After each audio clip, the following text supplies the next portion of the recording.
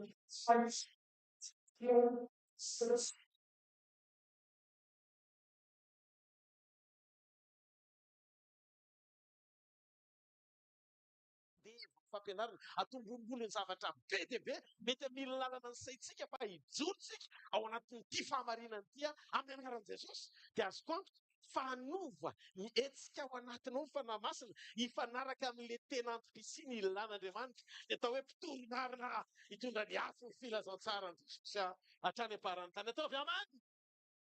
Zay ilay hoe miverina hozy izy pasteur Joty any amin'ny essentiel. Ahoana fisehon'ilay izy? Raha zay hatrany am-boalohany ry havana amin'ny bokin'ny Genesis toko faharoa manomboka amin'ny andininy fa 9 ka hatramin'ny 17 dia ny zavatra nitranga tao Edena amin'ny anaran'i Jesosy.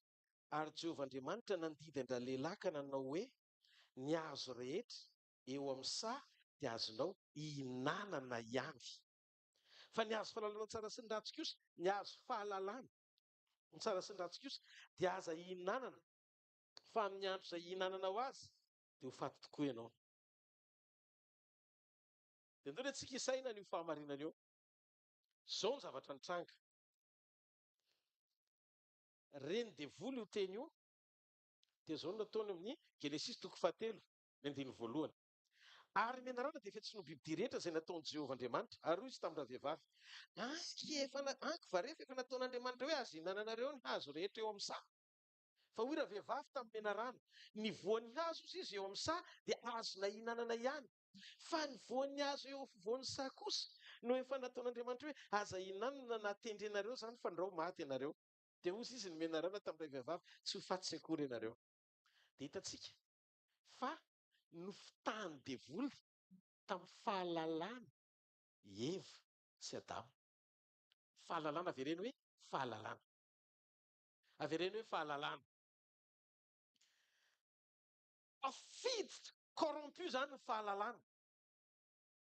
Afaka miditra tsetra ny devoly ao amin'ny soratra masina mitondra fahalalana tsy izy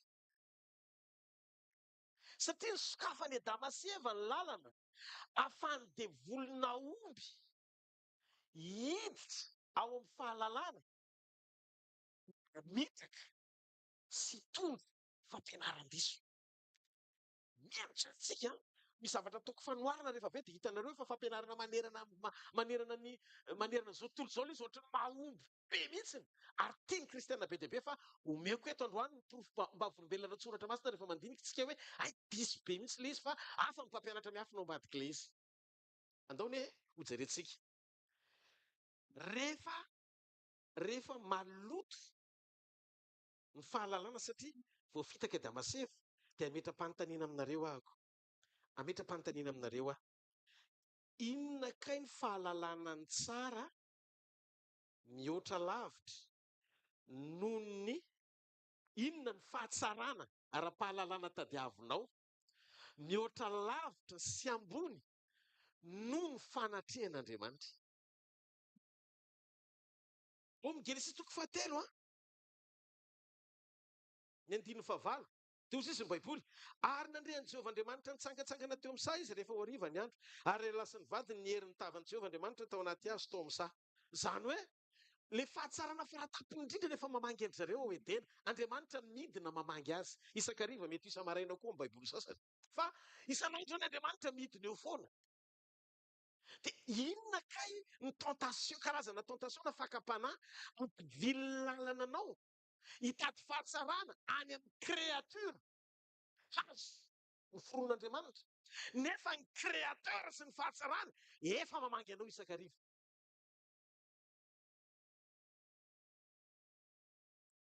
Tsisy fahatsarana ambony no Andriamanitra fa rehefa midina ny devoly akafanany olona dia nitarika ny olona sy ny fisainan'ny olona ho amin'ny etaeta ary hitady fahatsarana ao anaty fahalalana ivelan'ny fanatrehan'Andriamanitra. Mafantatrareo? Tsy misy fahatsarana avy amin'Andriamanitra eo amin'ny fiainan'ny olona ka ho voatahiry ivelan'ny fanatrehany. Raha mana fotsiny izao tsika tsy mila iverenako. Mana, misy fotoana mana ny tenenin'Andriamanitra hoe tsy azo tehirizina amin'ny sabata fa masiso. Indray andro ihany izany nomena isan'andro. Indray andro ihany izany nomena isan'andro fa raha vao tsy amin'ny andro fitsaharana dia tsy maritra ilay izy fa loa sady masiso. Dia rehefa niteny ny tenin'Andriamanitra hoe afaka indray tehirizina ho anareo rapitso fa andro fitsarana ho an'i Jehovah rapitso dia tsy masiso indray izy ao anatin'ny 2 andro. Tehiriziny tenin'Andriamanitra ny fahatsarana izay omen'Andriamanitra.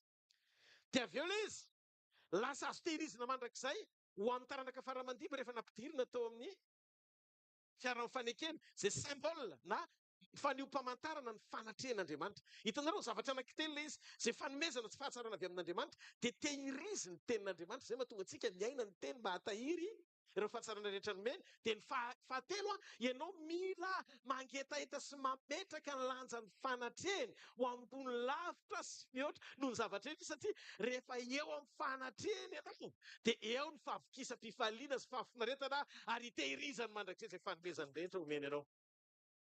Mahafantatra ianao mahatonga antsika takian'Andriamanitra hivavaka isan'andro.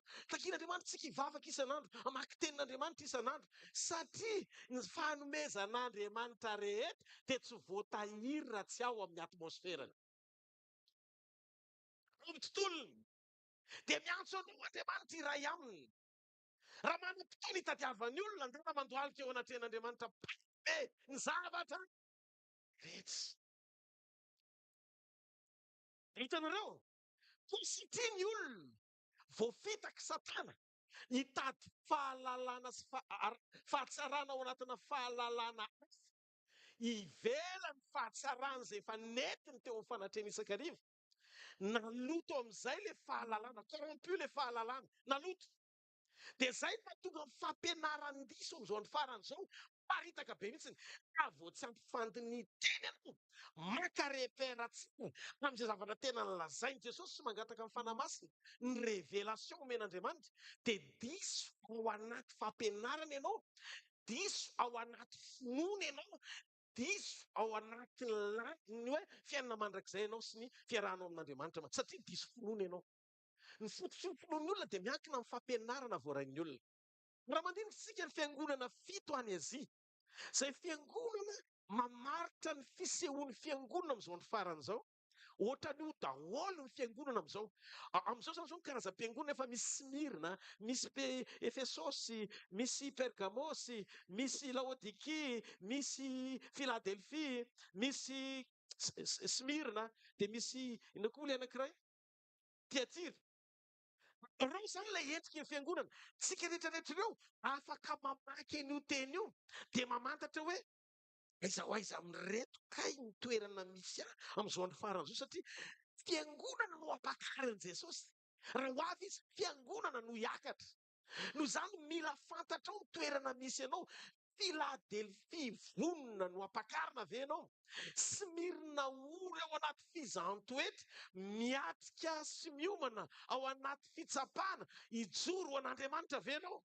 Sy Laodikia, vakio tsara, miantehitra amin'ny habetsahany zavatra ananana sy ny fandrosoana hita maso, dia milaza ny tenany, fa efa manambesina angona maro izy, dia afaka mitsahatra satria nomba azy Andriamanitra. Rehefa tena mandinika an'io ianao, satria ny lalantsika, raha ohatra ka tena hoe vonintsika hiatrika amin'ny fotoam-pahakarana marina, dia tsisy excuse ialanao amin'ny fandinitena hamantaranao ny positionnao mandra-pahatonga ny fotoanam-pahakarana anao. Izay no hamaritra ny motivation ao anatinao. Tena vesatra raha-pamonjena nataon'i Jesosy sy nasain'ny toriana ve? Ny ampatony fotsika mpitarina, vesatra zavatra hafa mba te aneo ny fampisongadinana ny fanompotsika aomby noho ny sasany. Fa ny zavatra hitako ato anaty baiboly, fotoana izao tsy hisehotsika ao anaty fifaliana hamaritra ny fandrosoantsika amin'ny zavatra hita ety ivelany, fa tian'Andriamanitra ho hita marina ny fandresendahatra ao anaty ara-piombonana aminy ka hisy alalany ianao mandra-pahapakarana ianao. Pastera, ahoana ny mahatonga anao samy teny hoe corrompu ilay fampianarana? Ndao, devoly mihitsy ao amin'ny Luka 4:4. Alleluia. Sandata Jesosy androany. Oka ny teny famarinanao rehery no zarainy eto. Aza vely hiteny ankoatr'izay zavatra tokony ho teneniko Andriamanitra. Manomboka amin'ny 5:4. Enina. Dia hoy ny devoly tamin'i Jesosy io, omeko anao izao fanapahana rehetra izao mba ny voninahiny, fa efa natolotra azy izany ka izay tiako no omeko azy. Ko raha ekohako eto anatrehako ianao, dia ho anao avokoa izany rehetrarehetra izany. Maneran-tany ny fampianarana dia mametraka. Maneran-tany. Fa rehefa derain'Andriamanitra dia maninona? Sy tranony ianao satria mitoetra ambosina fiandrianana izy. Rehefa derain'Andriamanitra dia manafaka anao mofo rehetra izy. Ary tena tonga dia ho hitanao mihitsy, derao fotsiny e, ahetsiketseo ny tongotrao, ahetsiketseo ny tananao, ny valahanao sy ny rehetrarehetra. Izany hoe terena ilay fiderana ao anaty fihetsehana satria provokena ny mirakla ao ambadiky ny fandizana sy ny fiderana sy ny feo sy ny mozika. Mba namaky an'io ve ianareo dia inona no lazain'ny fanahy masina aminareo? Iza ilay mpampianatra fiankofana-tambazana? Iza ilay mpampianatra fiankofana-tambazana? Devoly. Raha meko eto anatrehako ianao izy mahita an'i Jesosy dia meko anao izao rehetra izao. Ny fiankofana amin'Andriamanitra tsy ao anatin'izany prinsipy izany. Vakio i Abrahama. I Abrahama nitondra an'i Isaka eo anatrehan'Andriamanitra. Izany toetra ny toe-bolon'i Abrahama ho mpanompo tsara fiombonana amin'Andriamanitra sy mahafoy ny zavatra rehetra, ny atao hoe fiankofana marina. Noho izany fiankofana amin'Andriamanitra tsy fiankofana-tambazana, fa fiankofana ao anaty fahafoizana sy fanekena ary fankatoavana n'Andriamanitra. Dia rehefa hitan'Andriamanitra fa tanteraka Abrahama tamin'izay testany lalovany, toy izy Andriamanitra, za minina amin'ny tenako. ho tanterako ny fiainanao zay lazaiko taminao. Ndika isika eo am-pideranan'Andriamanitra aza baikon'le fampianaran-diso vao tsy mijery tsara ianao dia tratra amin'ny fampianaran-diso. Zany tsy midika akory aza mandihy, aza mifaly, asehoy ao anaty gratitude, tena fankasitrahana feno avy ao anatin'ny fonao, ny fideranao, hitan'Andriamanitra fa mankasitraka azy ianao na dia amin'ny zavatra tsy ekeny sainao azy. Hitanao, mora miditra kely ny devoly, mora miditra kely izy, mamily zavatra amina teknika ohatran'izay. Dia raha vao olona hoentiny vesatra ranofo ianao, manantona n'Andriamanitra dia tratra ao anaty piège. Mbola tsara moa zany. Ny fiainantsika aloha dia hoe rehefa jerena izy, Andriamanitra zany aminareo dia ohatran'ireny zavatra poriporisihana reny. Alefa dada! Azo atao an'izany izy. Rehefa mandizana zany dia rehefa andizana izy zany dia rehefa zany mandiha ka manano ohatran'izao dia sitrana ilay tongotra efa tamin'ny herinandro. Vavolombelona tokoa aloha misy mitranga. Satria izay zavatra rehetra mety hanofoana dia hamarinan'Andriamanitra satria teniny ihany no arahanao. Fa ndao tsika tsy manompo teren'ny vokatra fa ao ambany fankasitrahan'Andriamanitra, mamantatra ny fosiny voa eo amin'ny fanotonan'Andriamanitra. Zany mahatonga an'ilay relationship anie tsy entre ny fifandraisana, tsy hoe ianao mpanompo dia za tompo, hozy Andriamanitra, fa zanaka manompo ny rainy isika. Dika izay mipetraka tsara ny norme ao anatina communion maro toerana eo am-panatanterahana ny asan'Andriamanitra sy ny sitrapony. Alleluia! Dia hitanareo, rehefa naloto ilay fahalalana dia tsy niditra firy tao anatin'ny lalan'ny fahalalana intsony Andriamanitra. Fa misy zavatra anankiray tao amin'ny satsy voakasika. Azonaina. Izay no mahatonga ny fahatongavan'i Jesosy hitondra fiainana. Dia hozy izy, tianareo ny soratra masina fa tsy ho azonareo ao anaty fahalalana soratra masina ilay fiainana. Satria Andriamanitra tsy ho fantatrao zany fa Andriamanitra maneho ny tenany aminao, mirevele ny tenany aminao, manambara ny momba azy aminao izy. Ary ny fiainana tsy ao ambadiky ny fahatakarana ananan'ny olona sy ny fahalalana omena azy. Satria mikaroka an'izany izy. Fa ny fiainana miafina ao ambadiky ny faneken'ny olona, ho fahamarinana izay zavatra rehetra lazain'Andriamanitra aminy. Ny fandraisana an' Jesosy rehefa corrompu ny fahalalana dia Jesosy ny sakanan'Andriamanitra ny devoly tsy ho any amin'ny hazonaina, ny olona tsy ho any amin'ny hazonaina. Sakanany. Satria nahoana? Avy amin'ilay mbola madio tsy voaloto ny hatongavany hidina eto ambony tany, Jesosy Kristy no hazonaina. Tonga izy hitondra fiainana. Eo amin'izay ilay izy. Eo amin'izay ilay izy. Zao ny faran'izao. Tsy andro andanitsika fotoana lavabe hitadiavana fahalalana zavatra hafa ivelan'ny communion. Fa raha mbola ho isan'ny tarikitsika mazoto be tarihin'ny filana, ho anao paster zany filana izany, tia mpandroso fiangonantsika, tia hita mirakila sy fahagagantsika, tia hanao zavatra be dia be tsika amin'ny alalan'ny fitiavantsika, ahita hoe manankarena ny ministera, mandroso be ny ministera amin'ny endrika hita maso, dia tsipony ny pekohaka tambazana ary ambadika ary fotsiny ianao. Ny antony dia tsotra, satria fantany fa tsy le royaume loatra ny motivation anao, fa manomboka mifantoka ianao any amin'ilay fisehoana ety ivelany aneho an'ilay fanjakan'Andriamanitra, fa tsy ilay fanjakana ao anatinao no men'Andriamanitra tamin'ny alalan'ny fandraisanao an' Jesosy intsony no mitondra anao. Miditra ny kajy, miditra daholo ny taktika, inona ny tokony ataoko mba hampandroso ny ministerako. Lasa mitady fampandrosoana ivelan'ny fiombonana sy fiovantoetra ao anatinao. Fanjaraiko tamintsika. Fanjaraiko tamintsika. Fa Andriamanitra te iray hiasa amin'ny olona. Miainga avy amin'ny fahatsapan'ny olona anankiray ny fisian'ny toetran'Andriamanitra ao anatin'ny olombelona eo. Inona ny voalaza amin'ny baiboly?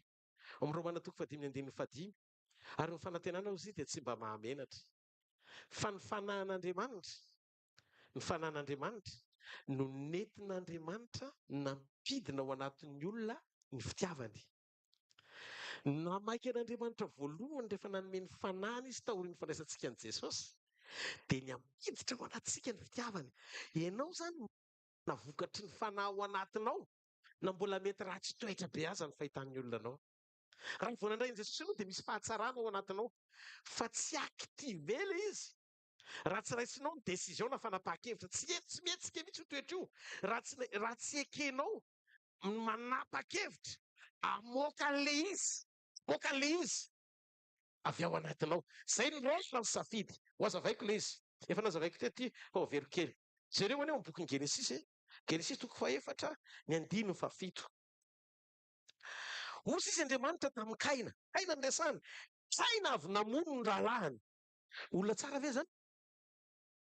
Kriminel zany. Fa jereo ny langazin'Andriamanitra, ny fomba fitenin'Andriamanitra tamin'ny Kaina. Ozy izy.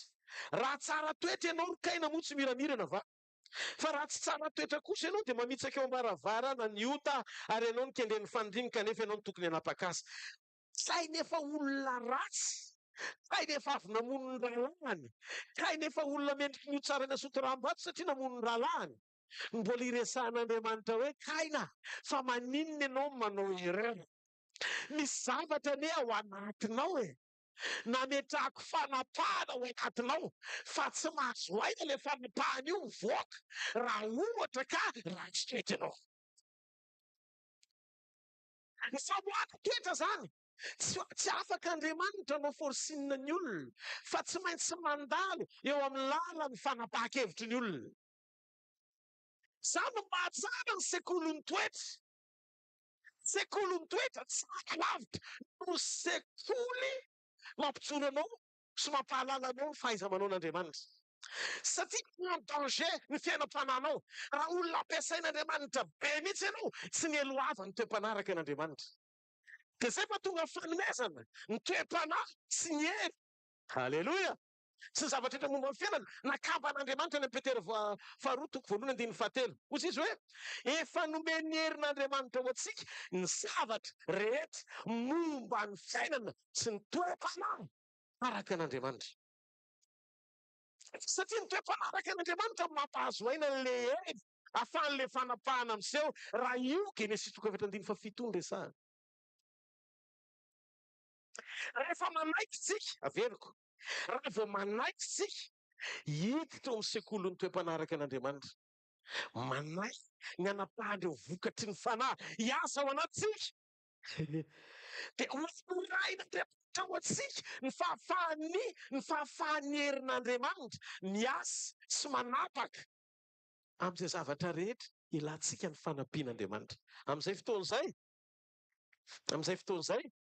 tsy isika ny mangataka mba ho ampiasaina, fa ny disponibilité, ny fisian'ilay toetra toe-panahy ao anatsika dia mba hampahazo aina an'Andriamanitra hiasa amin'ny fanapahany amin'ny alalantsika. Amin'izay fotoan'izay, tsy isika ny maneho an'Andriamanitra fa tsara izy, fa izy ny maneho atsika amin'ny fahatsarany.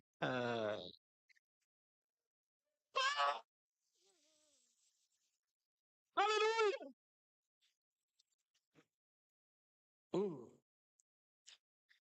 Isa mahery Andriamanitra. Isa mahery. Raha mandinika isika, ny fanontaniana anankiray apetraka ireo. Ny fahalalana zany mila fantarina. Na izaho pasitera Rodolphe raha mitory-teny, mandara mamaky baiboly aloha dia dineo. Niza tonga eo dia fantara fa avy aiza no teny. Itoroso aiza ny fanambarana. Fa raha tsy manongo an' Jesosy sy ny famonjeny dia tsy hitondra fiainana ny rezolta farany. Satria fahalalana fotsiny amin'ny fahaizana mandinika baiboly no entinao mizaka teny fahamarinana, dia ny sainao no miteny be dia be ao anatin'ilay teny zarainao. fa tsy zay nasain'Andriamanitra hotolina no amparanao ny fotoana mahananao ny ondrin'Andriamanitra. Izy dia tsotra, lasa ny filan'ny olona sy ny fahatakaran'ny olona niveau na dingana hitondranao ny afatr'Andriamanitra, hitondranao ny afatr'Andriamanitra. Fa tsy nitokana ianao na niomana ny fiainana tamin'Andriamanitra nampifanahy masina izay zavatra tokony ho zarainao na tsy voatery afinaritra ny olona aza. Tsika ry havana,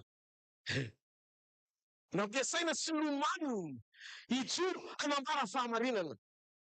Azany no mahatonga an'Andriamanitra sarotiny sari-piaro, satria ao amin'ny toe-panaraka an'Andriamanitra ao anatintsika io sy ny vokatry ny fanao anatintsika ny lalana ahafahantsika misitraka ny fahasoavan'Andriamanitra. Averiko, rehefa nampiasa olona Andriamanitra tany amin'ny testamenta taloha, zay dininareo ny soratra masina, mila manondro an'i Kristy. Luc 24 vao noentin'ny pasteur sandratra teo, nandeha Jesosy sy ny mpianany tany amin'ny lalany Emaosy. Rehefa tonga teny an-dalana izy dia niteny le Kleopasy, angaha tsy fantatrao zavatra nisy eto amin'ny tanàna. Le Jesosy avy any Nazareta aloha hitsangana maty ato fa tsy nitsangana akory. Zao namana sasany nakany tantara Jesosy any nifosany an' Jesosy. Tsy niratra ny masony sy ny vision-any. Satria nahoana? Lasa ny finoany. Dia tsy mifankahita amin'Andriamanitra. Lasa nohazonina ny masony tsy hahita satria miteniteny foana izy eny an-dalana. Dia mahavariana koa Jesosy. Tsy aingana tonga dia mba naneho ny tavany hoe fa maninona nareo satria mpianatra ihany ianareo e. Fa maninona nareo hatramin'izay tsy mbola aza matavatra izy ireo lahy. Za ihany ity. Nesorony salobona tonga dia nahita azy mpianatra tsangana izy afa-tsangana. Satria Andriamanitra tsy mainka hampifaly anao amin'ny mirakla. Fa hoy izy Baiboly, nanomboka ny resaka Jesosy ny amin'ny fahamarinana momba azy, nanomboka tamin'ny Moisesy sy ny mpaminany rehetra. Vokisan'ny teny ireo teny an-dalana ho fampatsiahivana ny momba azy. Zany amin'izay, lasa fiainana rehefa manomboka an' Jesosy. Dia rehefa tonga teny an-dalana izy, hoe ny hatrano amin'izay fa mbola nilaza andeha lavidavitra kokoa, dia hozy amin'izay izy ireo lahy, mansoa ato an-trano fa andao isakafo. Vao namoko mofo izy vao nisokatra ny mason'ireo. Kome teo nalala tsika teny an-dalana nangorangoraka be fotsika e. Ny fo mangorakoraka dia lalam-panomboana hidirana ao anatin'ny fiombonana marina. Fa rehefa tafiditra ao fiombonana marina ianao, esorin'Andriamanitra le salobona tsy ahitanao azy ao anatin'izay olana tanondrika anao. Noho izany ny fiarahana amin'Andriamanitra, fiombonana aloha famiamby resitra. Somary hoteraka aho an' Jesosy e. Be dia be aminareo no miteny hoe pastera, fa inona mihitsy le tiana ho tenenina amin'ilay hoe ositra sy fanahy masina sy anina rehetrarehetra. Iverintsika tena miangavy aho. Andaontsika hiainga amin'ny ABC de l'Evangile. Hiainga amin'ny ABC mihitsy, hanomboka hatramin'ny voalohany. Mahafantatrareo? Mijoro eto anie pasteur azafady e. Mijoro eto. Dia mitody any amin'ny efitra. Hita tsara, aloha dia mba hita tsara ny aloko pasteur. Zao. Ity zao ny alokany. Io ny alokany. Aza mijery azy fa mijereva aloka. Dia za koa eto. Dia fantatrareo ve zay zao raha ohatra ka misy mandaly hoe za ty sa izy? Satria aloka. Fa zao kosa fantatra amin'ny ankapobeny ao anatin'ny aloka fa tsy vehivavy io fa lehilahy. Fa rehefa miseho izy, miseho amin'izay pastor. Miseho izy, dia hitantsika maso amin'izay hoe lehilahy izy, mangamanga ny akanjony. Sorata tsara tarehy no anaovany. Tanavetraka masitesa. Dia ty an-tanina mafy ho an'Andriamanitra. Ohatr'izay ny testamenta taloha. Ny testamenta taloha dia aloka manombo an' Jesosy. Fa tsy mahafeno ny fahalalantsika an' Jesosy raha tsy tonga izy nanambara ny fahafenoany izay tonga tany aloha ahalalantsika hoe zao ny akanjony, zao ny fiodirany, zao ny halavany. Dia ny apôstôly Paoly nilaza rehefa tonga ny tanteraka dia tsy misy sombintsombony intsony. Raha misy izay isika ny fanompony Moizy, manaraka tsara nareo tsy ratsy ny fanompony Moizy fa fisehoan'Andriamanitra tsy feno fa amin'ny ampahany manombo an'i Kristy. Fa raha vao tonga Jesosy Kristy dia nitsiny Moizy hoe tsy mety ny fampiaran'i Moizy ny lalàna, fa tonga Jesosy ahatanteraka an'ilay izy amin'ny fanehoana hoe ohatr'izao mihitsy ilay fahafenoana tena ilain'Andriamanitra. Ao anatin'ny fampiarana ny tenin'Andriamanitra izay niaina ny Mosesy tamin'ny ampahany satria tonga ny tanteraka. Ao boky Matteo 7:20 tovaka itsika mihitsy dia ho hitantsika hoe nisy mpantsiny Mosesy.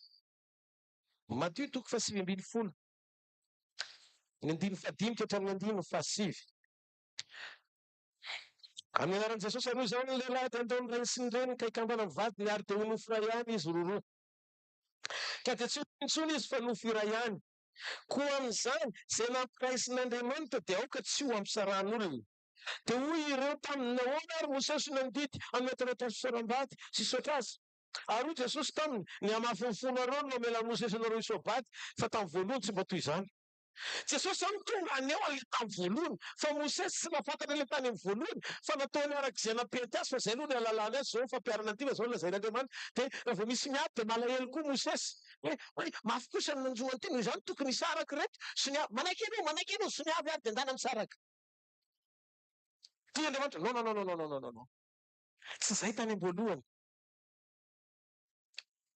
Dia nareo hoe mieritreritra fa raha fampiarana diso nisy himpadisoana nisy himpantsina dia nareo hoe mbola hifikitra hanahaka ny fanaon'i Mosesy na dia nampiasain'Andriamanitra azy izy tany amin'ny testamenta taloha. Inona no ohatra tsara antsika raisina tamin'i Mosesy?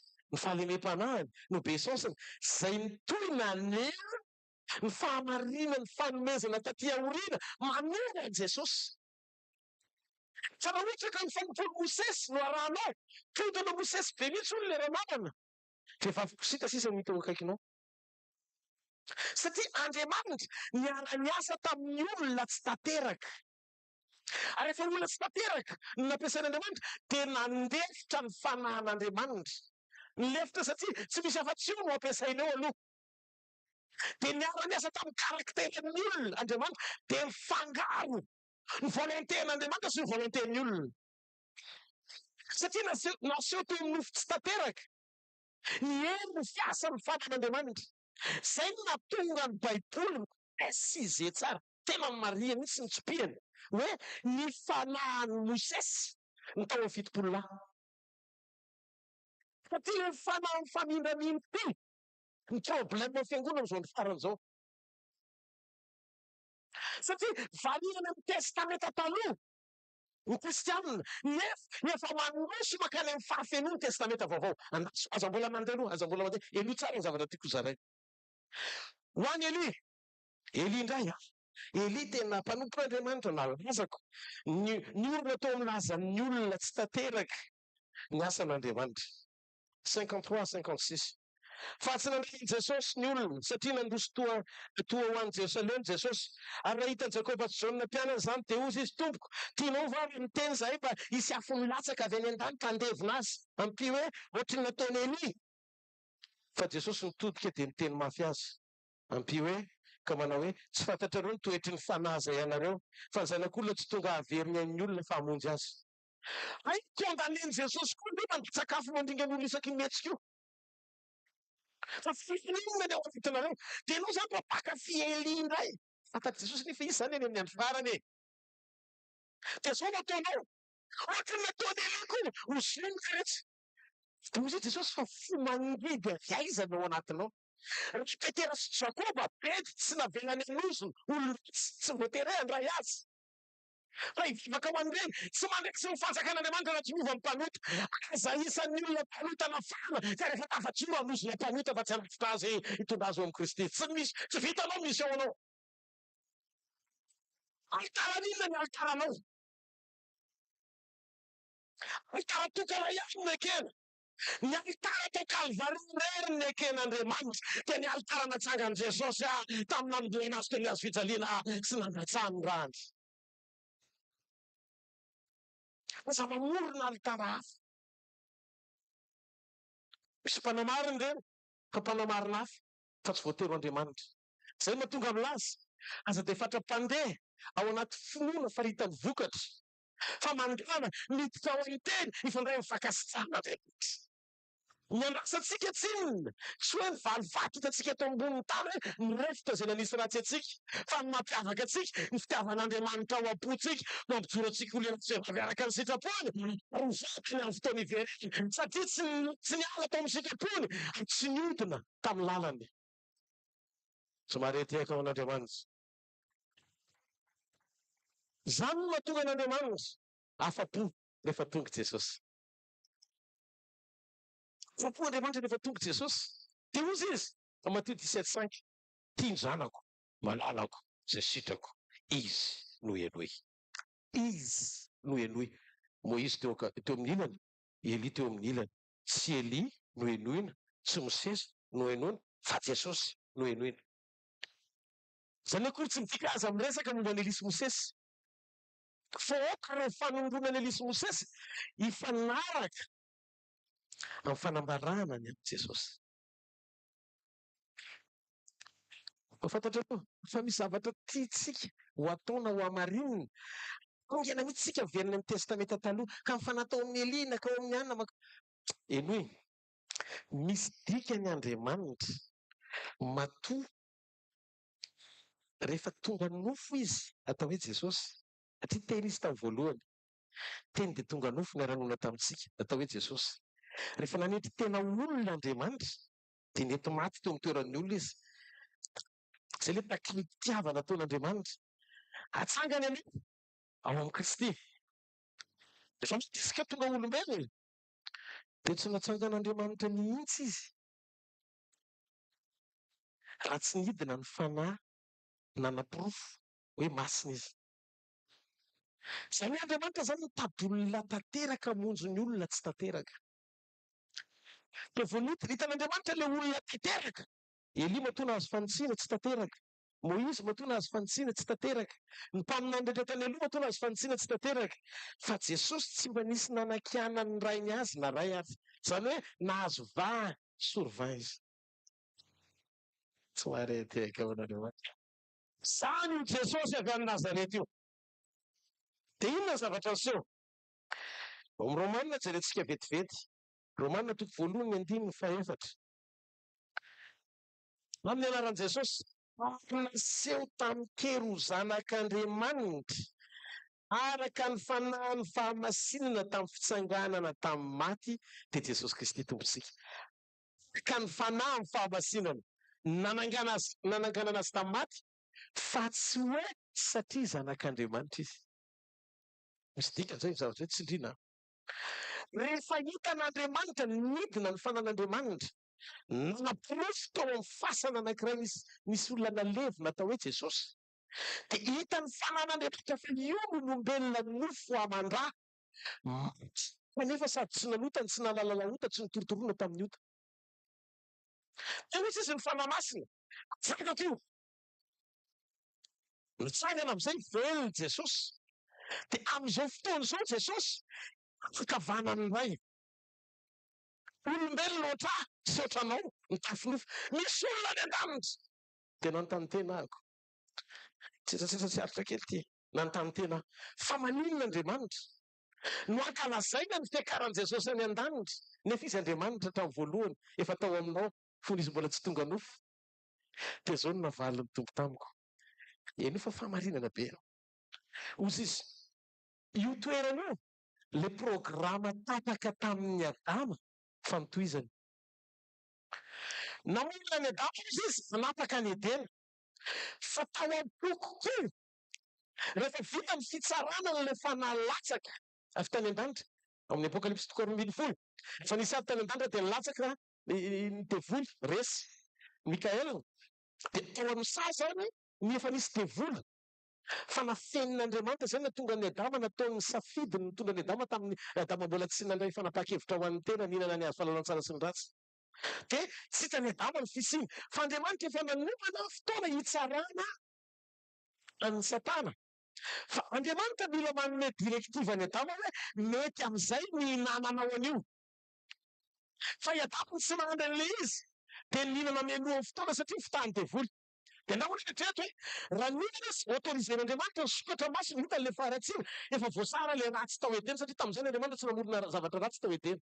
Fa ilay faratsina tiany ho hita rehefa niratsaka avy amin'ny ambony ny resin'ny Mikaela mbola tsy hitany masony fa tian'Andriamanitra ho tsaraina hamarana ny tantarany. Maninona ny tsy maintsy mila ny Adama Andriamanitra satria efa voatsodrany Adama hoe izy ny hanapaka eto an-tany. Ilay afera tsy any an-danitra intsony fa efa latsaka teto an-tany. Dikan'izay mila mampiasa ny Adama Andriamanitra hitsarany eo anjely io ilibera any Adama tonga ny fanaratsy io voafatotra ny fariafy mandrakizay. Ohatra ka mijoro Adama ny andro ny direktiva n'Andriamanitra atao anatin'ny obéissance totale efa tsy ohatr'ireo intsony fiainantsika. Dia nitohy le programa amin'izay enoe toy le programa i Adama tsy eto tany tsony ihany fotsiny aoriana io raha ohatra ka efa vita le fitsarana fa afaka noentin'Andriamanitra niaraka taminy ho any an-danitra. Izany hoe ny toerana misy ny olona izany hatrany am-polohany efa tian'Andriamanitra ho ao aminy fa tsy nitohy le izy, tsy nitohy satria le rupture nijanona le programa rehefa ny antisipeny Adama i Adama indray nanapa-kevitra hinana mialohan'ny fotoana hibakian'Andriamanitra azy dia nanjarina azy prolongation ny fanalavam-potoana le fahavalo izay efa tokony hitapitra ny androny. Dia tsy ny fahavalo iray ny lasa naka ny toerany nikororoka ny tany manakorotana lasa tsy eny satria tsy voavolavoly hitantana ny edeny io fanahy io, tsy hitantana ny tany io fanahy io. Ny famolavolan'Andriamanitra anao sy ny fanekena ny volavolain'Andriamanitra amin'ny toetranaraka ny sitrapony ny ahafahany fanapahana ny toerana ao anatinao otrany. Fa raha vao tsy ao ilay toetran'Andriamanitra dia very izy. Satana tsy manana toetran'Andriamanitra dia izany lasa milamy manambady vavy samy vavy zao ny ratsy ny Sodoma sy Gomora zao tontolo izao fitiavam-bola fitiavan-karena sariny daholo ny saim-bady rehetra tsy hifantoka fa tsy amin'ny zavatry ny tany fa ohatra hoe tsisy mandrakizay izany miafina ao ambadika izao tany izao mahatonga ny olona mirehireh fantatra amin'ny ampiasany zavatra ananany sy ny zavatra ataony. Dia izao ny zavatra nisy eny rehefa tapaka izy tonga Jesosy. Ny fahatongavan'i Jesosy nanome fanapahana ao anatin'ny olona tamin'ny fahateram-baovao izy rehefa vita ny famonjena latsaka ny rahany. Dia iny rahan'i Jesosy latsaka iny izay mahasarobidy ny rahan'i Jesosy. Inona fa fahamarinana ny zavatra zaraiko nanontany an'Andriamanitra fa maninona ny devoly fa valo efa resy ny pôky 12 milaza 7 à 12 hoe tsisy toerana ho azo tsony any an-danitra. Maninona ny tsy voatoko voalohany andiny fahenina tafiditra amin'ny conseil ny zanak'Andriamanitra izy. Tafiditra ao anatrehan'Andriamanitra ao fanatena any an-danitra. Dia Andriamanitra niresaka hoe vavitaiza ianao avy teny tontolo teny andehandeha nitsangatsangana efa nahitany Joba-panomiko lasa afaka miresaka amin'Andriamanitra dia ozy izy ny tompo hoe io le droit ananany Adama ao amin'ny conseil mandrapatonga ny famonjena dia nanana fahafahana izy hikororoka sy hanakorotana ary hibangy ao anatrehan'Andriamanitra ho amin'ny olon'ny testamenta taloha. Satria eo amin'ny fivoriana zanak'Andriamanitra any boky Marika ny antsoina ny Adama zanak'Andriamanitra. Dikan'izay tokony ho any Adama ao anatin'ny conseil io raha ohatra ka tsy nihodina.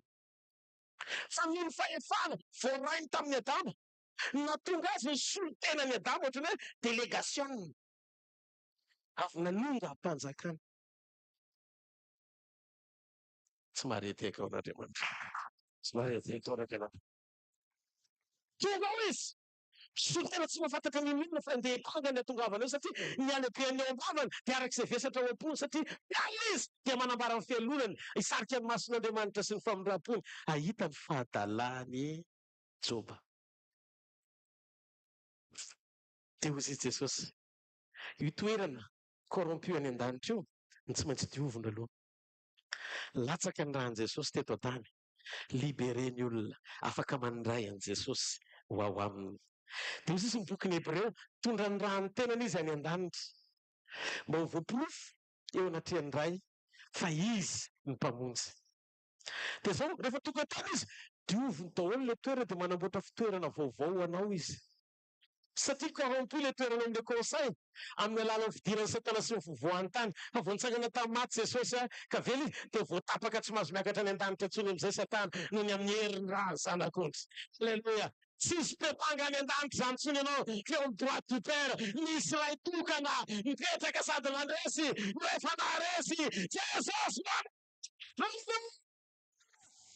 dia ankavanany iray ianao ny fony ety ambony tany, izy ny fonao anao any an-danitra ary ny fanahany ao anatinao. Alleluia! Zay tonga antsika ny fahavelomantsika olo ny fanangananana. Tsy velona ao antsika intsony isika pastera Manolo. Velona atao isitrapony isika. Tokena patsapatsika fa olona manatsafidy tsy tompony tenantsika satria voavidy ny raha ny zanak'ondry. Alleluia! Dia hoy sisy tampikarany amin'izay, zao hoy sisy manaika avy, aza malahelo ny fonareo, minoa an'Andriamanitra ary minoa koa. Ao an-trano raiky misy fitoerana maro. Ary fitoerana io corrompu. Satria tao Satana hatramin'izay. Fa iaby atao any amin'ny ray amin'izay ndraika anesako any, hidifo ilay fitoerana any, manao toerana vaovao. Izay hitako, no, hitako. Alleluia! Alleluia! Zany mahatonga antsika miandrandra an'ilay famorona faharoa. Ny famorona voalohany, Andriamanitra nidina nijery dia nanambara ny zavatra tiany hitranga. Ketỳ an-tany no nisehon'ilay izy. Fa ny famorona faharoa, Jerosalema vaovao, efa homanina any an-danitra dia ampidinina. Ary amin'izay hoy sisy ny Apokalipsy, tsy misy ranomasina. Ka raha mbola eo amin'ny toerana misy ranomasina ianao, tany tranainty, aza mametraka fo eto, fo rafy ty, na ianao atsika eto mandrakizay, andao hifankaty, andao himetraka ny ara-panao ny fakarirana, fitiavin-tena, dia raha ny fitiavam-bina, fitiavam-boninahitra, dia raha ny fahitana, Jesosy! Aza vera hisaka anao amin'ny fiangonana, tsy ampahazo aina, mipapakatra amin'ny fotoana iverenana. Tovy ihany isika. Hatramin'izay fa misy ny fotoam-pamangina.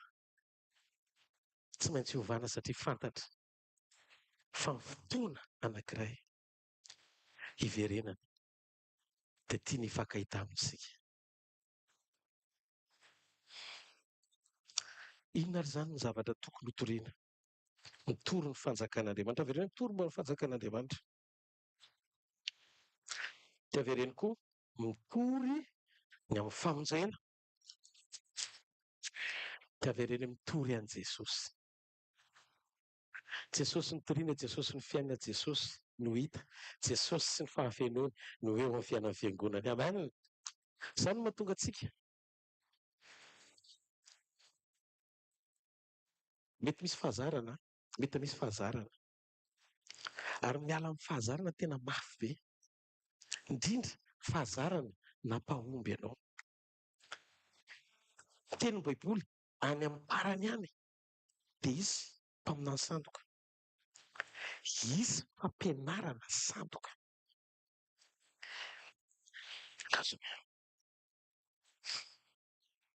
Matthieu 24, 22 à 24.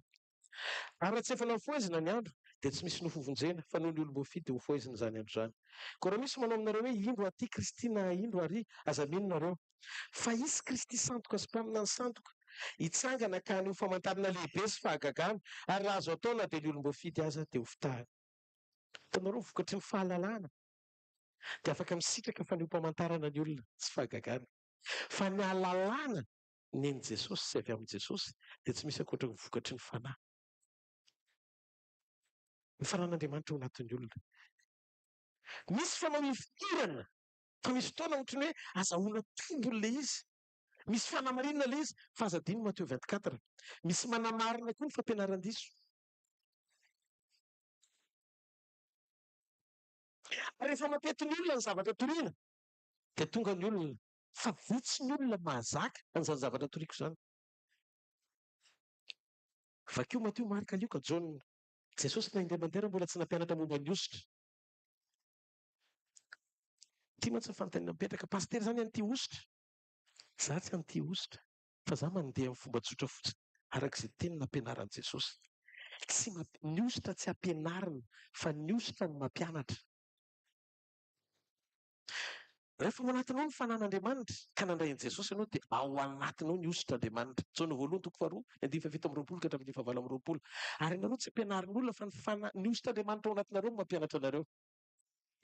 Raha resaka isika ny testamenta taloha dia ny testamenta taloha maneho sy manambara kokoa mikasika momba ny hvkl-mission. Satria tao amin'ny olona no mifindra tao amin'ny olona anankiray. Mpanjaka ohatr'izany fanahy tao amin'ny Saoly ihany nakao amin'ny Davida. Ny fanahy tao amin'ny Elia ihany nakao amin'ny Elisy. Ny fanahy tao amin'ny Mosesy ihany nakao amin'ny fitopolo lahy. Ireo fanahy ireo nefa tsy afa-po satria ny fisehoan'Andriamanitra tamin'ny ampahany. Fa rehefa tonga Jesosy amin'ny fahatanterahany dia tsy naniraka olona tsony Andriamanitra ankoatra ny zanany. Noho izany ny fahatanterahany Jesosy nahafapo an'Andriamanitra amin'ny fahafenoany fatra ny fahamasinany. Fatra ny fahamasinany. Mahafinaritra be ilay manaraka ny nataon'i Moïse sy Elia, fa tsy nahazo ordre intsony tamin'Andriamanitra isika hiay izay nataony, fa hiaina amin'ny fahafenoan'ilay tena tanteraka efa tonga hamonjy antsika dia Jesosy. Noho izany ny fahafenoana ao anatinao amin'ny fahasoavana dia tsy miankina amin'ny olona mijoro anankiray ampiasain'Andriamanitra eo anoloanao, fa miankina amin'ny fahatsarana ara-piombolana misy eo aminao sy ilay nampanantenanao ny fahafenoana ao anatinao. Averiko, ny ositra hetsiky ny fanahy masina, fa tsy Andriamanitra ny ositra. Ny nomen'Andriamanitra anao tsy ositra fa ny fanahy izy tena mihitsiny. Fa ny ositra mihetsika ao anatinao rehefa feno ny fanan'Andriamanitra ianao. Atsakany an-tana izay miaina. Noho izany, ny ositra tsy ampianarina na raisina avy any ivelany, fa ny ositra hetsiky ny fanahy masina ao anatin'ny olona, manampy ny olona amin'ny fahalemena, manampy ny olona amin'izay matapy-dalan-kaleha azy. Tanteraka ny sitrapon'Andriamanitra voalohany amin'ny endriky ny fampianarana marina manondro an'i Kristy, ary faharoa manampy ny olona amin'ny fanatanterana izay zavatra asain'Andriamanitra atao. Misy ny zavatra asain'Andriamanitra tohina, famonjena, Jesosy Kristy, fiainana, mba hahatonga ny olona hibe baka siavana amin'Andriamanitra. Fa misy ny zavatra asain'Andriamanitra atao, dioviny boka, tsangano maty, sotrano marary, nahazo maimaimpona nareo dia manomeza maimaimpona. Ny fanomezanao ny zavatra omen'Andriamanitra anao avy amin'ny hetsiky ny fanahiny ao anatinao no mahatonga anao afaka hanatanteraka ny asan'Andriamanitra fa tsy avy aminao zany. Izay no mahatonga an' Jesosy miteny, rehefa ampiasaiko nareo ka misy zavatra mitranga amin'ny alalan'ny fampiasako anareo, aza mifaly nareo fa manaiky anareo ilay fanahy fa tsy avy aminareo iny fa avy amin'ny fanan'Andriamanitra ao anatinareo. Fa mifaly kosa voasoratra any an-danitra ny nanao satria confirmer le communion entre anao sy Andriamanitra mba fan'Andriamanitra ampitelivrer ilay fanafana amin'ny alalanao. Noho izany ny fahalebiazan'ny olona tsy miankina amin'ny fampiasan'Andriamanitra azy. Ny fahalebiazan'ny olona dia asehon'Andriamanitra amin'ny endriky ny fankatoavany azy.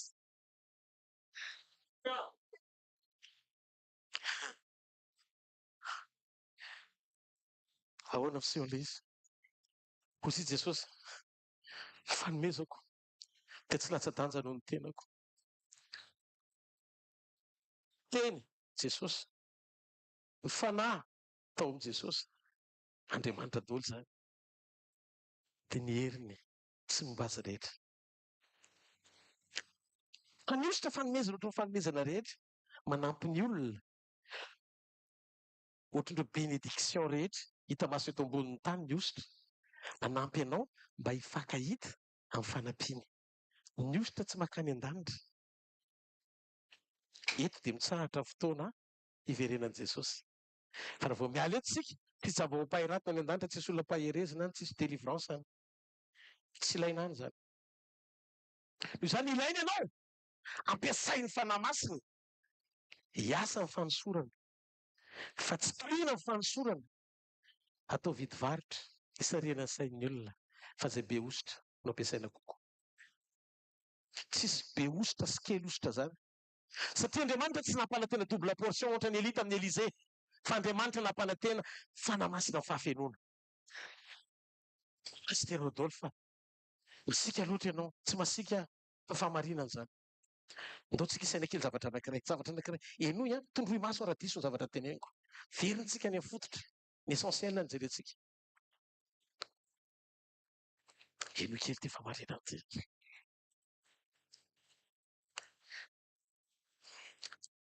Ny sarobidy indrindra tao amin'ny efitra ambony-drihana ny vorian'ny mpianatra teny hoe amenona ny zareo amin'ny fanahy masina. Isangana ny tanàna zay mihitsy zay le tena marina. Dia hoy i Jesosy tsy mahazo miala ao amin'ny efitra ambony-drihana raha tsy fenoina ny fanahy. Fa fenoina amin'ny fanahy ahoana?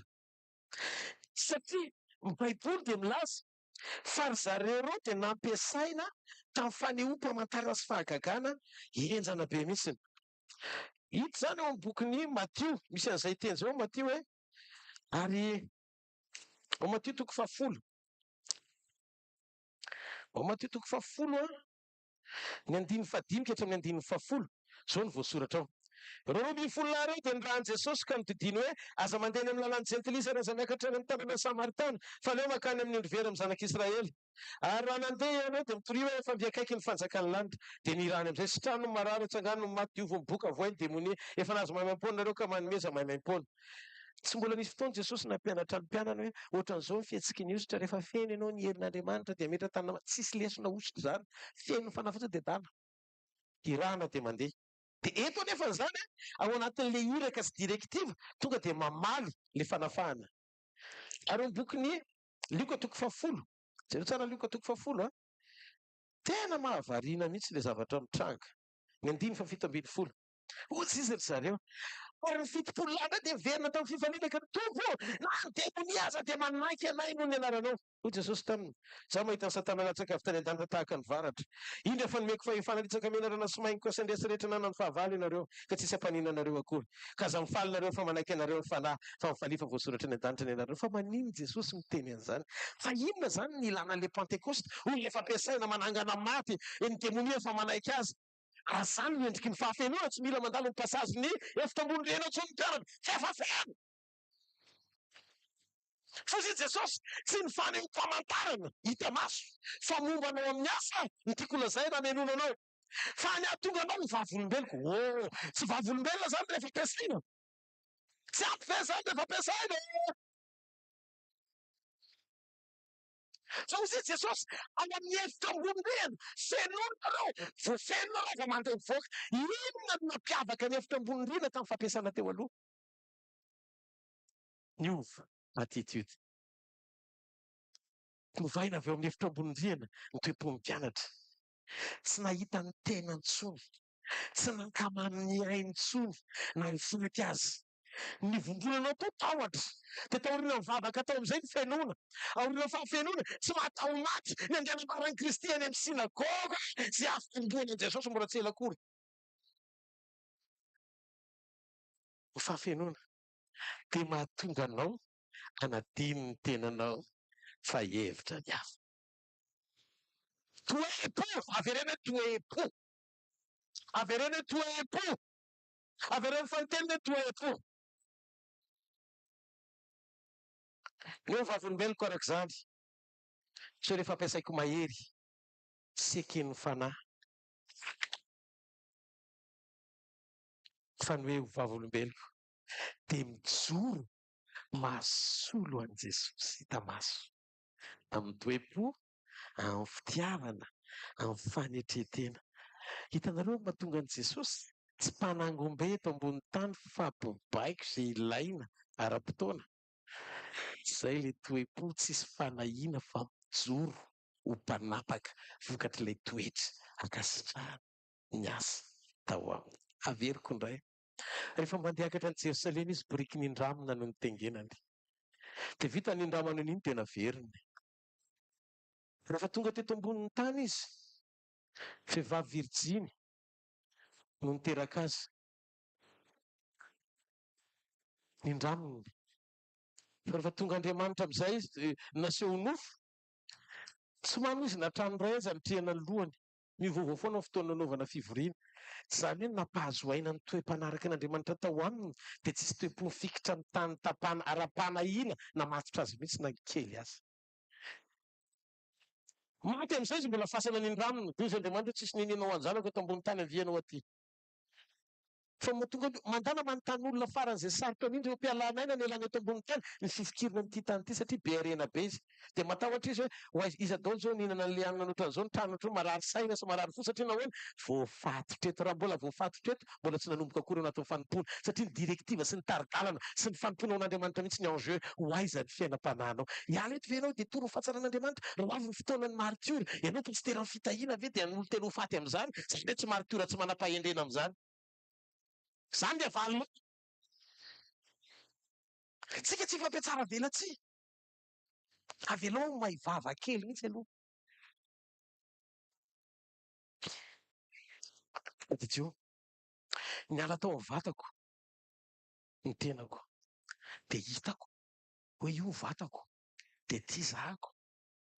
Le zahako tena zahako izao, le zaha tsy ao anatin'le vatako fa le mahita le vatako. Dia voanitotiko ohatrao dia Jesosy ny hitako. Sopoka be ny ambava foko. Tena tsy hanganongano ka ity resaka ity. Zay ny fandresendahatra voalohany. Farany fiteniko ilay izy. Niala aina tamin'ny 2019. Eo am-pandriana ny zanako kely, le bebe no ity tovolahy ity kely fotsiny. Dia hitako ohatrany mihazakazaka le zanako. Dia henoko tsy miditra intsony ny fofonaina eo am-bavoriko. Manomboka me brûlé ny maso. Tsy mahare intsony ny sofiko fa badenina be mihitsy. Dia manomboka fa tsy tompony haiko intsony aho. Dia henoko hoe me faible aho. Dia miantso mafy be aho.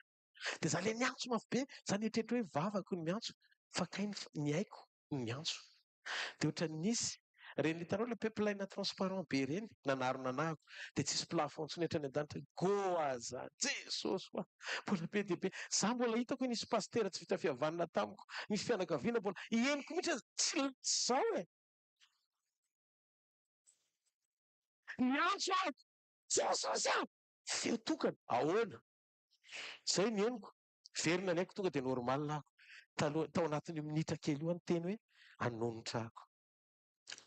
Ka aza sendra n'ireny olona manonitra ireny a, fa reny tena tsy mitandrina zavatra teneniny. Ohatrany tsy mahalala fomba satria tiany ianao hiova androany androany satria efa nandalo aza mba mandalo ny lalofako. Fa matetika rehefa ohatr'izay tsy miverina fa za mbola nahazo chance matoa nampijoroany eto androany. Isaorako azy matoa mbola nomeny tombonandro aho afaka mbola hijoro ohatr'izao izaza ny teny fahamarinana izany. Haleloia! Ka ty resaka ity tsy any amin'ny resaka hoe mety sy mety noho izany ny ositra tsy toriana. Ny ositra tsy toriana. Fa ny ositra pratika ohatrany hoe zavatra atao manetsika anao hanao ny sitrapon'Andriamanitra. Ny direktiva ny fanamasina izao rehefa fetry dia sady vavolombelona ianao, vavolombelona atao mamaiky mihitsy iraka solon'i Kristy. Rehefa hitan'ny olona ianao tsy hoe mahay mitory teny be fa misy fotoana voahita fotsiny ianao dia mivahany olana. Misy zavatra tonga dia mamalo azy. Mbola tsy tanatona zao androany na olona nandeha tao an-trano tao vao maraina be. Pastera daholo fa tsy androko mihitsy ny atokavanao. Fa ahoana?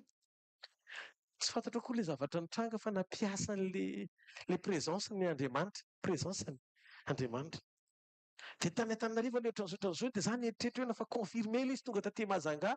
Za tokony hodidiana fa ohatran'ny problemana prostate ilay pipilava no problemako. Fa apitra ilay zavatra zao ahozy izy nijoro vavolombelona fa tena sitranon'Andriamanitra tanteraka fa miverina normal, tsy misy fanaintaina, tsy misy nenenina intsony. Hitanareo, misy fotoana tsy voatery ianao hivavaka akory satria tsy ianao manao an'io. Maty kamo aho raha hiteny hoe ny olona maty rehetra izay nanondran'Andriamanitra ka mivelominy dia fantatro mialoha hoe ho velominy. Misy zavatra fenin'Andriamanitra aminao fa na ianao koa raha mba miaraka dia aza-kevoka na detaka na maty kamo. Tsy ianao io fa Andriamanitra io. Mba fantatra anao ve fa iny déviation mahatonga ny antikrista amin'izao tsy fiomana amin'ny mpanompon'Andriamanitra, iaina ny toe-positra fanaraka an'Andriamanitra. Fa mahatonga anao manomboka memana avatena, mety hisongadina, mety hiavaka, mety aneo ny maizy anao amin'izay fomba ampiasan'Andriamanitra anao. Déviation mankany amin'ny lalany antikrista daholo. Ndrona ny anontania ireny olona rehetra efa lasa Jesosy Kristy ireny. Fa tsy lazaka ny nampiasan'Andriamanitra azy amin'ny fomba goavana. Misy olona tena fianakavianay. Ty ragazany ihany ary nataon'Andriamanitra vavana. Olona fandana mandeha. Ny Andriamanitra pietsepoko no mibaiko. Fa izy manao izay sitrany. Noho izany izay zavatra miseho ka anehoan'Andriamanitra ny heriny. Teo hoe voninahitra fotsiny Andriamanitra fa aza misy idirana. Ianao iny Andriamanitra, ho anao ny mifankasitrana mandrakizay. Tena ho avy ny olona mpanompoandriamanitra lehibe, iny lehibe ninona? Aza mamandrika aty ary aza dokadokafana mihitsy. Fa matetika ny olona dokafana ihany no manitsaka kony. Ndao tetarina mafy be Andriamanitra. Dia misy le tena mijery fa ahoana ary misy pastera manao non, tsisy idirako. Tena misy miteny zao le olona tany jamba le olona tatsanana miteny ny ary dia mijoro vavolombelona be ny azy manao an'izao zay le malemboka amin'izao maheno vavolobe. Tsoroko aminareo fa hatramin'izay fotoana mipirimako izay efa plisy ny fisehoany hatramin'izao. Rehefa tena mipirina azy, za tsy mipirina mbola molomolo izy, fa rehefa mipirina izany malamalama mihitsy amin'izay izy amin'izao. Amen. Ka izay zany no namosavy ny tenako. Satria miezaka mankafy ny fampiasany anazy. Ny Andriamanitra miteny rehefa ela ka ankafizinao ny fampiasana anao io dia hifaly ianao satria manaiky anao fanahy manomboka tsy ho voasoratra ny an-danitra tsy ny anaranao farany dia tsy fantany. Rely ny voalaza ao matotoko fa fito vakian'ny pastera zao teo. Manomboka tena maro tena amin'izay za fa nampiasana be, za nefa navita ny tety an'izao tontolo izao e. Za efa tariananina, nao natamiko taria. Tsika zany efa tsika ninona?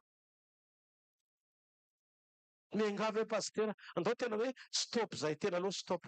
Tena aloha stop fa sakan'izany tsy ahafahan'ny herin'Andriamanitra hamonjy olona, tsy ahafahan'Andriamanitra hanao zavatra lehibe amin'ny alalantsika. Dia tsy mampaninona fa izay hitantsika hatreto ho voninahitran'Andriamanitra. Izay mbola tsy hitantsika fa mbola vao ataony voninahitra mandrakizay. Ary rehefa manandratsika eo voninahitran'Andriamanitra, tena izay tokoa ny ao anatin'ny fotsika mitiafa mafy an'Andriamanitra.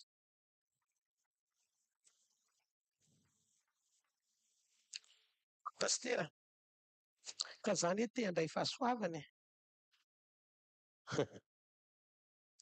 Hozy Jesosy, ny fahafenoana ao amin'ny Kristy. Ohatran'izao amin'izay lesy, ny fahafenoana ao amin'ny Jesosy. Iza manaiky ao amin'ny Jesosy ny fahafenoana? Dia hozy izy ny tenin'Andriamanitra fa avy ao amin'ny fahafenoana no andraisantsika fahasoavana. Dia maninona? Manampy fahasoavana. Fahasoavana zany azon'Andriamanitra ampiny. Ary le fahasoavana miampy io lazain'ny olona hoe ositra io. Dia izay mandiso antsika. Aza tsoina ny hetsiky ny fanahy amin'ny onction sy ny fahasoavana. Ny fahasoavana dia ireo tombony rehetra ho antsika tamin'ny fahatiantoka izay nieretan'i Jesosy ho antsika. Fahasoavana koa dia ilay fanehoana ny fahatsaraan'Andriamanitra sy ny fahaiza-manao ny feno ao amin'i Jesosy Kristy. Dia ohatr'izao ny fisehoan'ilay izy. Ny Jaona 1:5-10 Baiboly dia miteny fa tao amin'ny fahafenoana no andraisantsika fahasoavana. Ary ny Jaona 4:7-30 ireny Baiboly dia milaza hoe tsy misy fetra ny fanomezan'Andriamanitra ny fanahiny. Rehefa avy raha avy ao amintsika izany ilay fahasoavana no entin'ny fanahy masina ho ao anatsika. Avy ao amin'i Jesosy ilay izy, ny tovoziny ho ao anatsika. Dia izay no mahatonga ny Korintianina 2:12 milaza fa fahazarazaraina samihafa ny fanomezam-pahasoavana fa ny fanahy iray ihany. Ny fanahy izay tao amin'i Jesosy. Dia iny amin'izay tohizako leo amin'ny Romanina 2:4 rehefa avy nijeren'ny fanahy masina fa feno ny fepetra ny fahamasinana tao amin'i Jesosy dia Iny fahataterahan Jesosy tamin'ny fahamasinana iny na tonga ny fanahy tao amin'i Jesosy nantsoina hoe fanahy masina. Ny fanahy masina mbola tsy nantsoina tamin'izany ny fanahy tamin'ny andron'i Moïse, tamin'ny andron'ny Lisy ny testamenta taloha, fa Jesosy irery feno fepetran'ny fahamasinana ka nahatonga azy hoe enoina. Satria feno teo amin'ny olona iray ny fepetran'ny fahamasinana.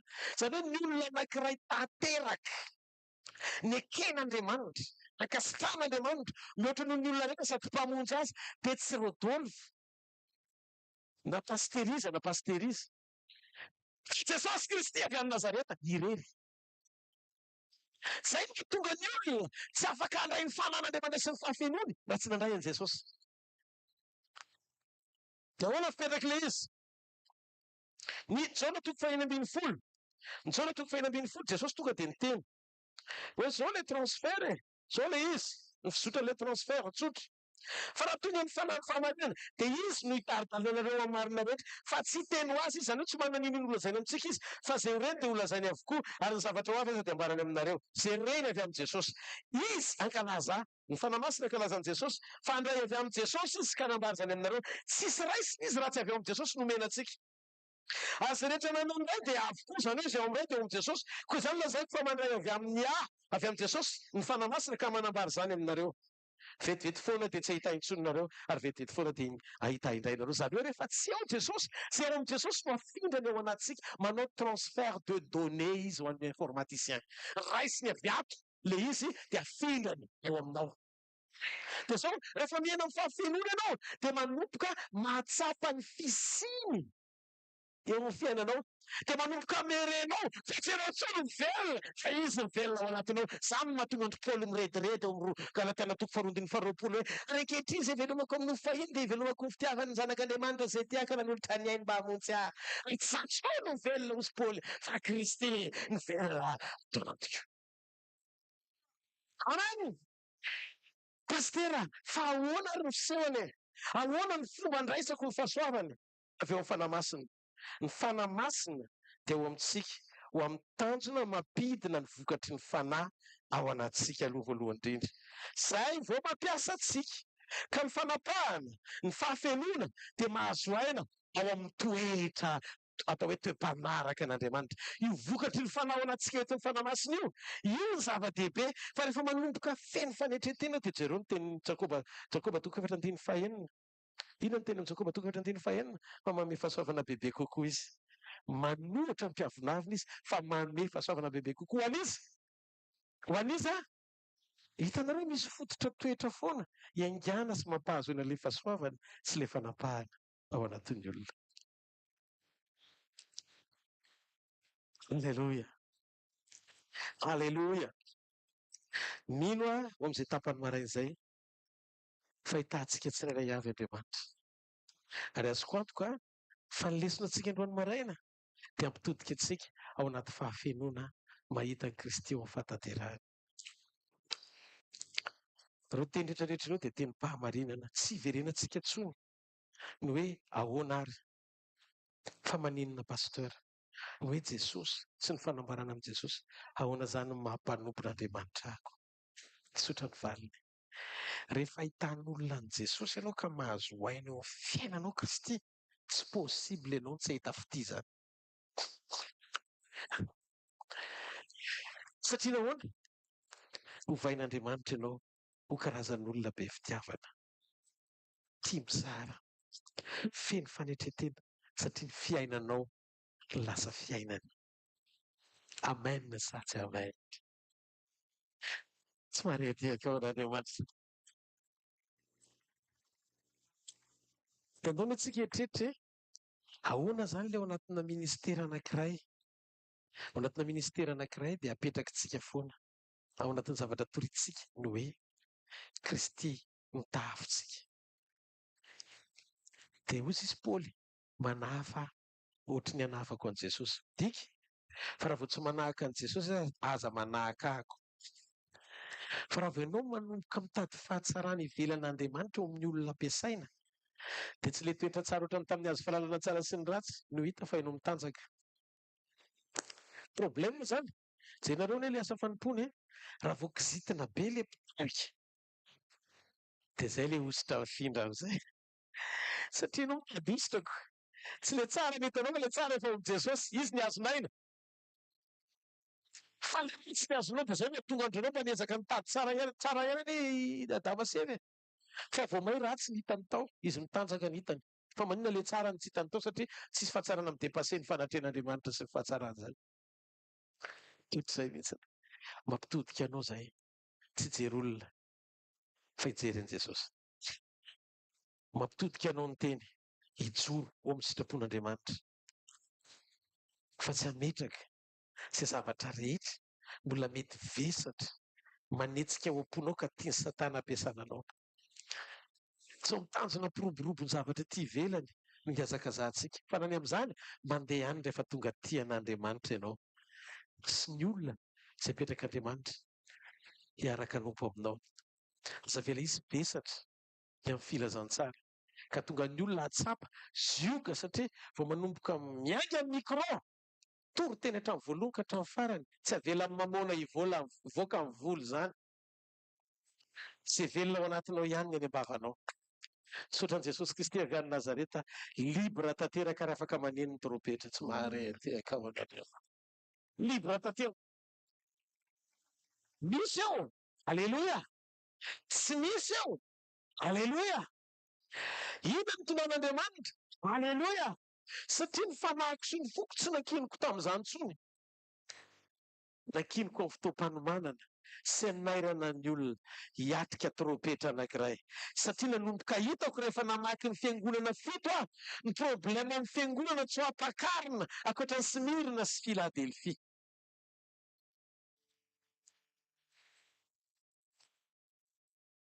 Hitako daholo. Dia mivavaka Andriamanitra io.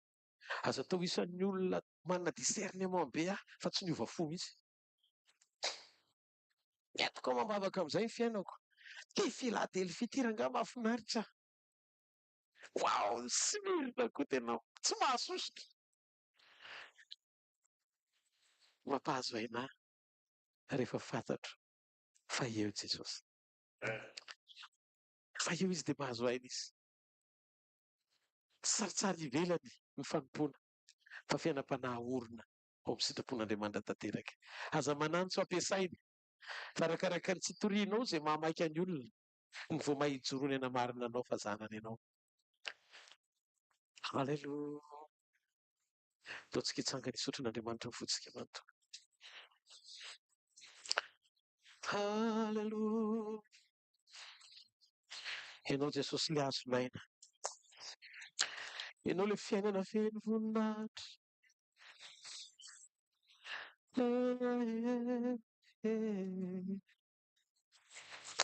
Misaotra Jesosy. Misaotra ny amin'ny fanatrehanao, misaotra ny amin'ny fahatsaranao, misaotra ny voninahitrao, misaotra ny fahalebiazanao izay miasa eo amin'ny fiainanay. Ianao no miditra tsedra, ianao no manova izay tianao hovaina. Aoka ny teny fiaina sy ny fahamarinanao, amin'ny fahitsiana hanapaka sy asa eo amin'ny fiainanay Andriamanitra. Mba tsy olona mpitoro fahamarinana izahay nefa tsy miaina amin'ny tsy fahamarinana. Mba tsy ho karazan'olona izay hoentiny fanahy hafa, fa ny fanahinao no mameno anay.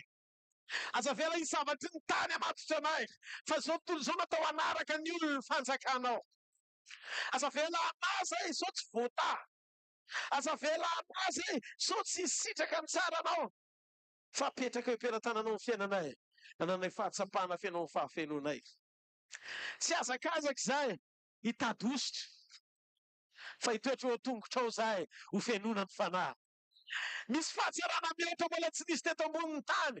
Tianao hisehoana amin'ny alalanay tsirairay avy rehetra, izay mampiavaka anay amin'ny hafa. Fa saingy tiany Satana izay vary indrina hijery ny hafa. Ahatonga an'izany fahafenona izany tsy eo amin'ny fiainanay. Eo an-tongotrao misy fahafenona, misy fahatsarana, misy voninahitra, misy fahalebiazana. Aoka izany fampianarana izany, ho fahamarinana tsy misy kilemy eo amin'ny fiainanay. Mba ho aseho amin'ny fahamarinana ny fahatsarana. Haleloha.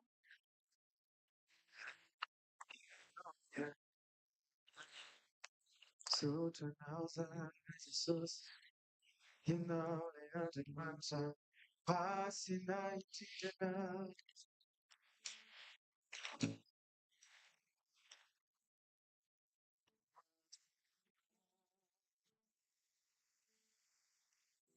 Sina iraty ilay seto midikany ilay zanako. Tsika rehetra mbola hiaretelo masina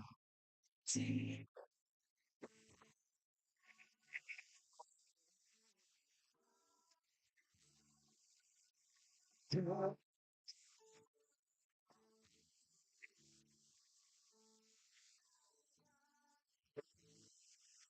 Tsika ianao ny zanako. Tsika rehetra mbola nambara fasahiratra.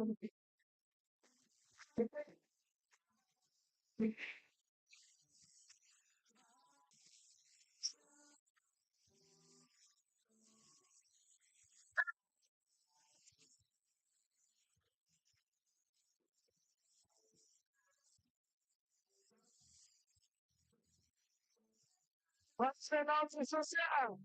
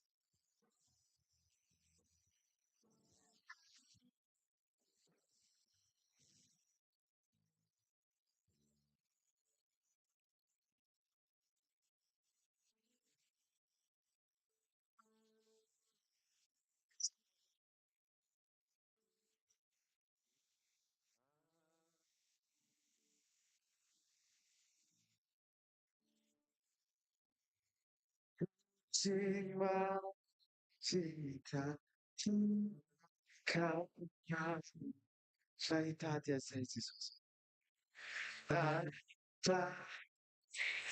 são as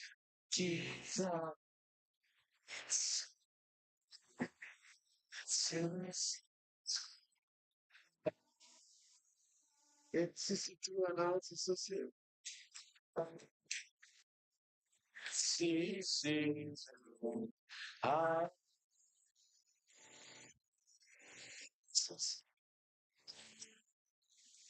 sim, sim, da, da, se fizer na Itália, só, sim, sim, na Itália, está,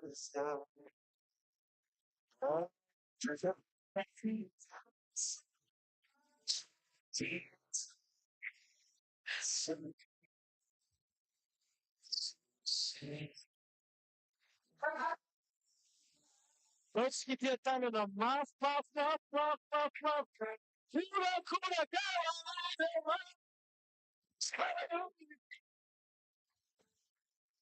makasitraka Jesosy ah!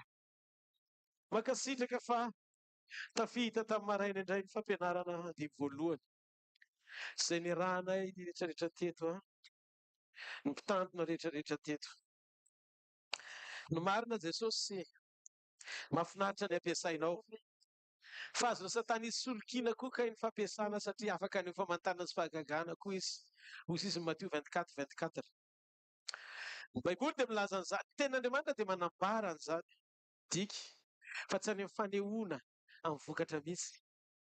le amantarana fa zanakao zay. Fa raha izany dia tsy maintsy manaraka kosa nefa rehefa tonga zanakao zay. Noho izany tsy ny fampiasana no ianteherana, tsy joroana na ny fanekeny fanahy no mampifaly. Fa izay voatahiry eo boky ny fiainana ianaranay satria nena tamin'ny fahamarinany teny izay nandeha tamin'ny fahatokiana, tsisy fitaka amin'ny fampianaranay ary tsisy hetsika hafa mampirisika ny fonay hanao zavatra mihoatra noho izay zavatra andrasanao aminay. Tompo, ny eto an-tany vita ihany. Afak'izay iziriziry amin'ny fonay handeha arak'izay mahafinaritra ny saina sy ny fonay. Fa ny fotoana anankiray dia tsy maintsy hiatrika anao izay. Noho izany Tompo, tsy tiana izay ho diso fanantenana hoe nanompo be, nanao ny asanao be, nandeha tamin'ny firetana be, kanefa ho sanatria diso zavatra iray aloha amin'ny fotoana hampakarana. Mietreritra ihany hoe d'office ny fiakarana satria marina ny zavatra rehetra. Tena hoe nataonay nefa tsy mifanaraka tamin'izay nandrasanao. Ao aminao tsy somary maharitra iraisana, fa rehefa eny dia eny, tsy dia tsy. Mangataka ny famindraponao izay hiasa mahery ao fiainanay. Vonona izay anitsy ny lalanay Andriamanitra. Hisotra tanteraka amin'ilay tena foaka sitrahana, andeha sy hibanjina ny sitraponao mandra-piavinao. Aofaofany amin'ny lanitra ny tanao dia mivavaha. Tovy tanteraka ao anatin'ny fonao fitoeran'ny tenin'Andriamanitra sy ny fahamarinana. Ho fiainana mirehitra ao anatinao. Teneno Andriamanitra, izany no ireko, izany no hetahitako. Saotra ny amin'ny fanetretena lehibe nomenao reto mpanomponao reto Andriamanitra. Izay tonga teto amin'ity toerana ity nanetri-tena hiaino izany fanamarana izany. Raha izay mpanompo kely ohatrà Andriamanitra mba nampiasainao hanambary izany fahamarinana izany dia misaorako fa fantsona kely eo am-pelantananao fa izay rehetra mihitsy ny tianao hatsangana ao anatin'izany koa. Mankasitraka sy manome voninahitra anao ahy. Raiko mpanao ny lanitra sy ny tany. Dia efa nafenao anendry sy ny manan-tsaina izany zavatra izany, fa nasenao an'ny zaza madinika kosa ho anao ny fankasitrahana mandrakizay. Amen.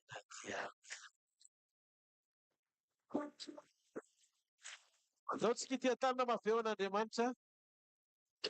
Mahazo ho toerana tompoko ny filazana dia orinan'izay ny tsodrano.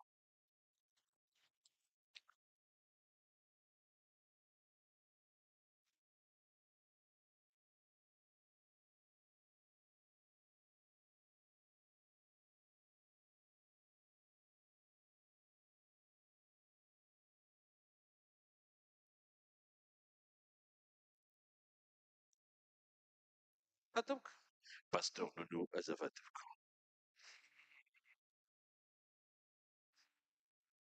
Izay rehetra faly ny anatrika ny fotoana maraiky n'izy tehaka mafy be ho an'i Jesosy irery ihany.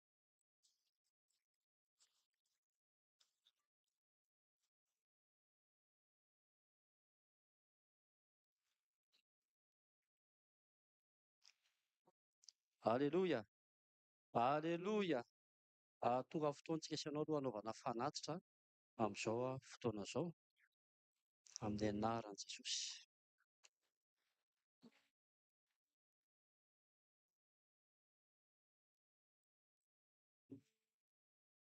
Oka ny mpiandraikitra rehetra tonga dia hitsangana ka ny box aty aloha.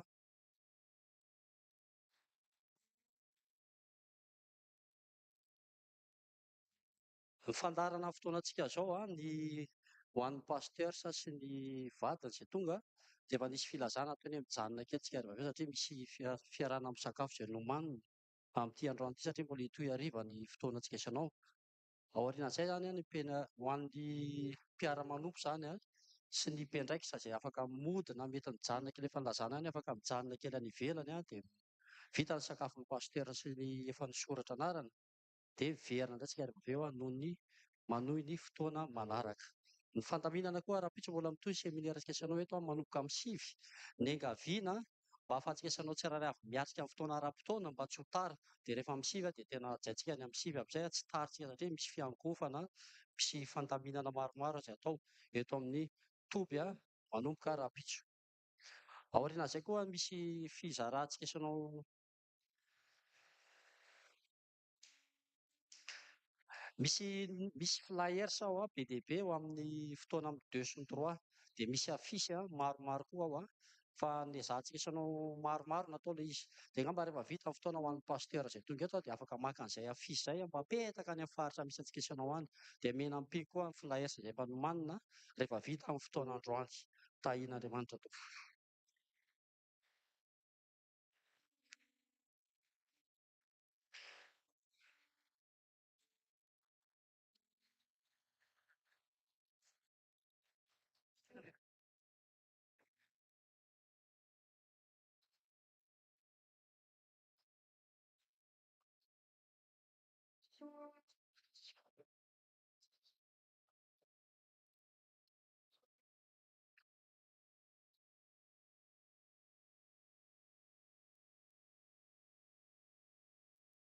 Ny fotoanantsika rehefa avy eo izany vita ny sakafo dia atsakana tao hoe tonga dia alefantsika isanao alohaloha ilay izy. Azonao ilay izy? Atsakana hoe tananao raha mankasitraka an'izay ianao. Mino aho fa nakasitrahantsika rehetra izany satria aty ihany isika moa no misakafo. Dia vao vita mihitsy ny sakafo raha izay ianao hohanina rapida ny sakafo dia misaintsaina kely tonga dia miditra amin'izay tsika afaka manomboka aloha amin'izay koa ianao afaka mody aloha. Tahian'Andriamanitra tompoko.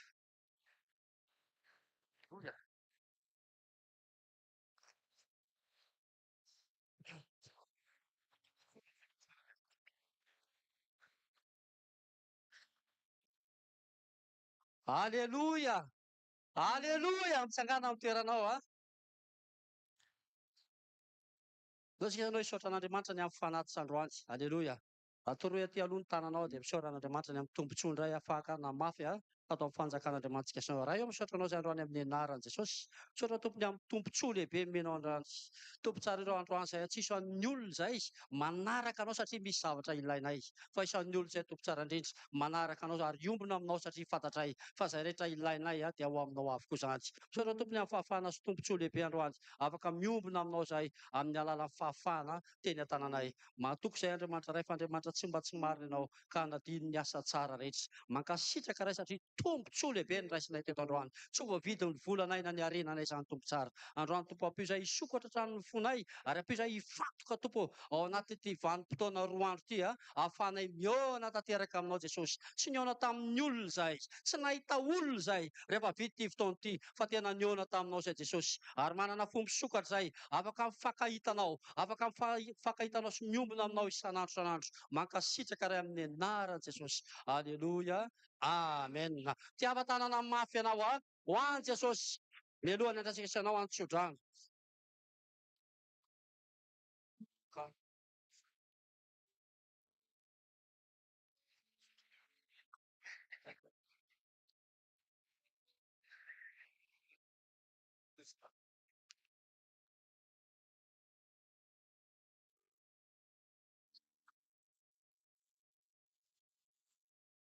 Eny ary handray ny tso-drantsika. Andriamanitra ny fiadanay tahiry ny fahasoavana ao aminareo tsirairay avy, ho ambinina sy ahery ao amin'i Jesosy Kristy. Amen.